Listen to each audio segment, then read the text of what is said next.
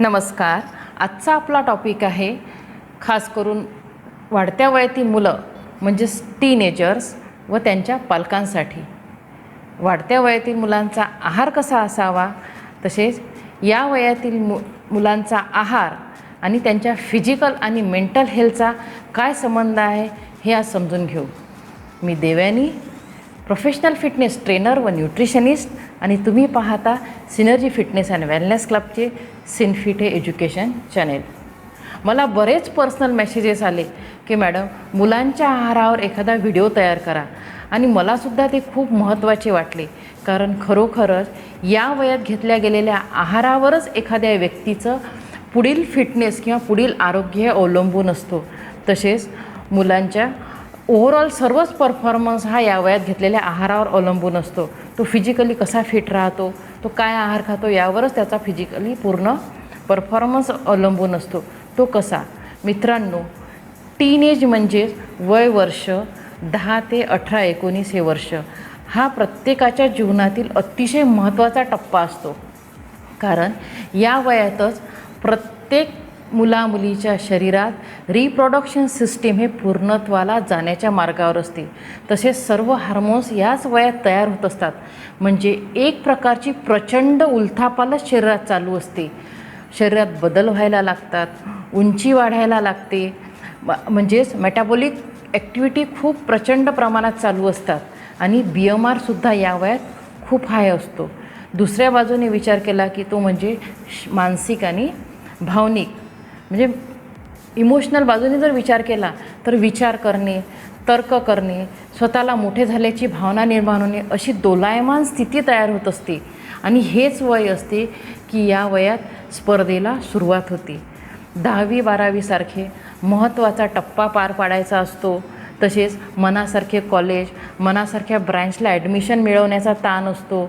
नकळत स्वतःची इतरांसोबत तुलना करणे किंवा फॅमिलीकडून किंवा आजूबाजूच्या लोकांकडून इतरांसोबत तुलना करण्याला सामोरे जाण्याचे सुद्धा हेच वय आहे. याच वयात या गोष्टीला त्यांना सामोरे जावं लागतं. एवढी प्रचंड प्रमाणात शरीरात शारीरिक, मानसिक, भावनिक उलथापालत चालू असते. म्हणून सर्वच बाजूने टीनेज हे आपल्या आयुष्यातील सर्वात अतिशय महत्त्वाचे वर्ष असतात. कारण की या वयातच मुलांकडून कसा आहार घेतला जातो, फिजिकली ते कसे ॲक्टिव्ह राहतात, यावरच त्या व्यक्तीचा पुढील फिटनेस अवलंबून असतो. त्या व्यक्तीचा ऐन उमेदीच्या वेळेस ती व्यक्तीची शरीराची घडण कशी राहील, ती स्लिम राहील की लठ्ठ राहील, हे सुद्धा या वयातल्या आहारावरच ठरते. किंवा त्या व्यक्तीचा BMR कसा राहील, कमी राहील की जास्त राहील, हे सुद्धा इथेच डिफाईन होते. ॲज अ न्यूट्रिशनिस्ट आणि प्रोफेशनल फिटनेस म्हणून माझ्या आतापर्यंतच्या प्रॅक्टिसमध्ये एक गोष्ट लक्षात आली की 80 ते 90% मुलींना PCOD, थायरॉईड यासारखे हार्मोनल इम्बॅलन्स, मुलांनासुद्धा एकाग्रतेची कमी, मानसिक अस्थिरता, एनर्जीची लेवल कमी की लो एनर्जी लेवल्स, अशा बऱ्याच समस्यांना सामोरे जावे लागते. आणि त्यातून मग एक गोष्ट लक्षात आली की इथे याच वयात मुलांचा चुकलेला आहार, fast food, junk food, soft drink, chocolates, ice creams, wafers, chips, बाहेरचे चमचमीत तळलेले पदार्थ, याचा सतत रोजच्या आहारात अति वापर होत आहे. आणि या पदार्थांमुळे काय होते की जिभेची चव भागते, पोट भरते, पण शरीर मात्र कुपोषितच राहते. ते अन्न घटकासाठी सतत ओरडत राहते. आणि म्हणूनच वर सांगितलेले, चर्चा केलेले जे शारीरिक आणि मानसिक उलथापालत शरीरात जी चालू असते, यामुळे शरीराची पोषक अन्न घटकाची गरज अतिशय प्रचंड वाढते. आणि म्हणूनच वाढत्या वयात मुलांचा बॅलन्स म्हणजे संतुलित आहाराची गरज जर पूर्ण केल्या गेली तर त्यांचा फिजिकल आणि मेंटल दोन्ही परफॉर्मन्स चांगल्या प्रकारे वाढतो. तर संतुलित आहार म्हणजे काय, तर चांगल्या प्रकारे carbohydrates, protein, fat, vitamins, mineral हे जर या वयात वाढीव प्रमाणात त्यांना दिल्या गेले किंवा त्यांची गरज जर वाढीव प्रमाणात पूर्ण केल्या गेली तर हार्मोनल इम्बॅलन्स होत नाही, BMR सुद्धा चांगला राहतो. तसेच इम्युनिटी लेव्हल आणि एनर्जी लेव्हलसुद्धा वाढते. तर सर्वप्रथम आपण विचार करू कार्बोहायड्रेटचा. कार्बोहायड्रेट्सपासून काय मिळते आपल्याला, एनर्जी.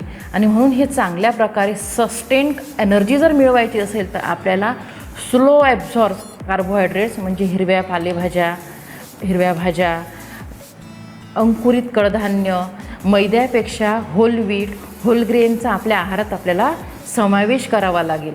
कार्बोहायड्रेट्सवर आम्ही एक स्वतंत्र व्हिडिओ तयार केलेला आहे.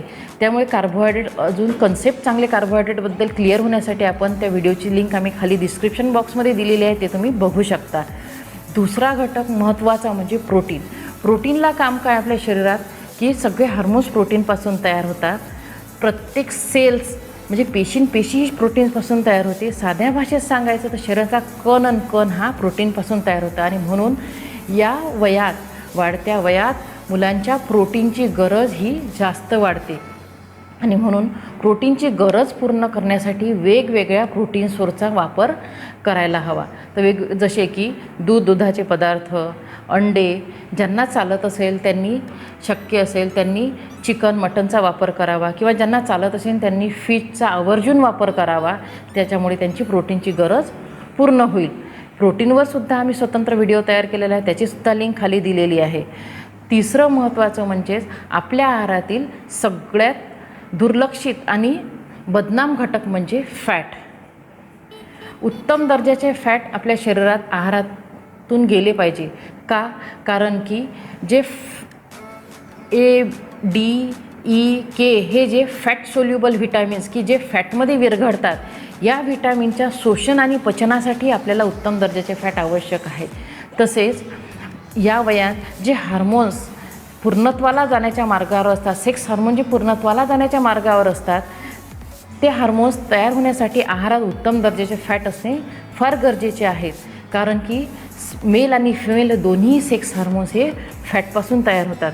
आणि म्हणून उत्तम दर्जाचे फॅट आहारातून मिळवण्यासाठी आपल्याला तूप, लोणी, चीज, ओमेगा 3 फॅटी ॲसिड्स, जवस, कच्च्या घाणीचे तेल, कोकोनट ऑइल, पीनट बटर, शेंगदाणे, बदाम, अक्रोड, तीळ यासारख्या तेलबियांचा आवडीनुसार आपल्याला वापर करता येतो. पाचवं महत्त्वाचं म्हणजे व्हिटॅमिन्स. व्हिटॅमिन्स हे आपल्या शरीरात कुलंटचं काम करतात.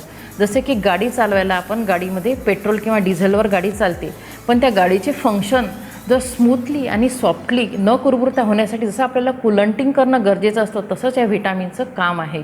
हे सर्वच जे vitamin A, B, C, D, E, K ह्या प्रत्येक व्हिटॅमिनला आपलं एक विशिष्ट रोल आहे.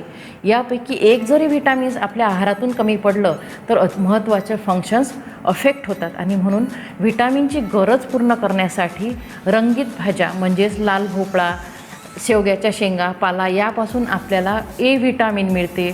तसेच संत्रा, लिंबू, मोसंबी, आवळा या सिट्रस फळापासून आपल्याला C व्हिटॅमिन मिळतं. तर कोवळ्या उन्हात जर आपण बसलो सकाळच्या तर आपले D व्हिटॅमिनची गरज पूर्ण होते. तर E व्हिटॅमिनसाठी आपण बदाम, अक्रोड, तूप, तीळ यासारख्या तेलबियांचा वापर करू शकतो. म्हणजे सर्व रंगबिरंगी फळे आणि भाज्यांचा आपल्या आहारात समावेश असणं गरजेचं आहे. पाचवं महत्त्वाचं म्हणजे मिनरल्स. मिनरल्स म्हणजे कॅल्शियम. कॅल्शियम फक्त हाडांनाच मजबूती देत नाही, तर आपल्या शरीरातील इंटरनल आणि एक्सटर्नल या दोन्ही हालचालीसाठी आपल्याला कॅल्शियमची गरज असते शरीरात. आणि म्हणून कॅल्शियमची गरज पूर्ण करण्यासाठी आपण दूध आणि दुधाचे पदार्थाचा वापर करू शकतो. पालकात एक पालकसुद्धा कॅल्शियमचा उत्तम सोर्स आहे. नाचणीसुद्धा कॅल्शियमचा उत्तम सोर्स आहे. आणि तसेच एक चिमूटभर चुना रोज सकाळी 1 वाटी दह्यात जर घेऊन खाल्ला आपण तर आपले कॅल्शियमची गरज दिवसभराची कंप्लीट होते. आणि सर्वात महत्त्वाचे, अतिशय महत्त्वाचं म्हणजे पाणी, हायड्रेशन. तुम्ही सगळे न्यूट्रिशियस फूड खाल्लं, सगळे अन्नपदार्थ खाल्ले, पण पाणीच जर पूर्ण प्रमाणात पिलं नाही तर या सगळं पोषक अन्न घटकाचा काहीही उपयोग होणार नाही. कारण की हा प्रत्येक न्यूट्रियंट्स म्हणजे पोषक अन्न घटक आपापल्या कामासाठी शरीरात वाढवून नेण्याचं काम कोण करते ते म्हणजे पाणी. आणि तसेच आपलं मेटाबॉलिझमसुद्धा पाण्यामुळे खूप चांगलं राहते, चांगल्या प्रकारे त्याचं मेटाबॉलिझम होते. तर पाण्याची गरज कंप्लीट करण्यासाठी स्वतःला 2 ग्लास सकाळी उठल्याबरोबर पाणी पिण्याची सवय लावून घ्यावी. आणि त्यानंतर प्रत्येक युरिनला जाऊन आल्यानंतर 2-2 ग्लास अशी दिवसभर स्वतःला पाणी पिण्याची सवय जर लावली तर पाण्याची गरजसुद्धा पूर्ण होईल, बॉडी वेल हायड्रेट राहील. आणि त्यामुळे तसेच या वयात येणाऱ्या पिंपलपासून आणि रुक्ष स्किनपासूनसुद्धा आपला सुटका होईल. आणि सगळ्यात अतिशय महत्त्वाचं म्हणजेच फिजिकल ॲक्टिव्हिटी. तासनतास क्लासमध्ये बसून अभ्यास करणे, स्क्रीनसमोर बसणे यामुळे आपल्या शरीरातील रक्तप्रवाह, ब्लड सर्क्युलेशन स्लो होतो आणि एक प्रकारचा लिथार्जिकनेस जाणवतो. काहीही करण्याची इच्छा होत नाही आणि मग अभ्यास करायला बसलं की पाठ दुखते, 4 जिने चढून जायचं म्हटलं तर पाय दुखतात. तर म्हणून फिजिकली ॲक्टिव्ह राहण्यासाठी किमान दिवसातून 1 तास तरी जी एक्झरसाईज आवडेल, जी ॲक्टिव्हिटी तुम्हाला आवडेल ती तुम्ही करा. मैदानावरची टीम गेम खेळा किंवा जिममध्ये जाऊन आवडत असेल तर व्यायाम करा, कारण जिमच्या व्यायामाने बॉडी आकर्षक बनते. पोहणे, सायकलिंग करणे, डान्स यासारखी जी ॲक्टिव्हिटी तुम्हाला आवडेल ती ॲक्टिव्हिटी तुम्ही 1 तास करा. कारण की एक्झरसाईजमुळे फक्त शारीरिकच फिटनेस वाढत नाही, तर आपल्या ब्रेनमध्ये एंडोफिन आणि डोपामिन हे जे हॅपी हार्मोन्स आहे हे सिक्रेट होतात. त्यामुळे आपला मूड फ्रेश राहतो व आनंदी फिलिंग, ते हॅपी फिलिंग येते. आणि आता इथे कस लागतो तो पालकांचा, मुख्यतः आईचा. कारण हे वर सांगितलेले हे न्यूट्रिशियस पदार्थ आलटून पालटून डिलिशियस त्याच्या डिश तयार करून करण्याची जबाबदारी ही तिची वाढते. नुसतं अभ्यास कर म्हटल्या म्हणून अभ्यास होत नाही, तर त्यासाठी फिजिकल आणि मेंटली दोन्ही फिटनेस वाढल्याशिवाय, दोन्ही दृष्टिकोनातून फिट असल्याशिवाय एकाग्रता आणि एनर्जी लेवल वाढत नाही. आणि खरोखरच या टीनेजमधील हा सळसळता उत्साह, एनर्जीचा त्यांच्याच विकासासाठी उपयोग करून घेतला पाहिजे. म्हणूनच यावरून हे सिद्ध होते की या वाढत्या वयात मुलांच्या पोषणावर बारकाईने लक्ष देणे खूप गरजेचे आहे. मित्रांनो, व्हिडिओ जर आवडला असेल तर तुमचे जे नियर अँड डिअर आहेत त्यांना हा व्हिडिओ शेअर करा आणि बेल आयकॉन प्रेस करा आणि नवीन अपडेटसाठी तयार राहा. तोपर्यंत काळजी घ्या स्वतःची आणि घरच्यांची. नमस्कार.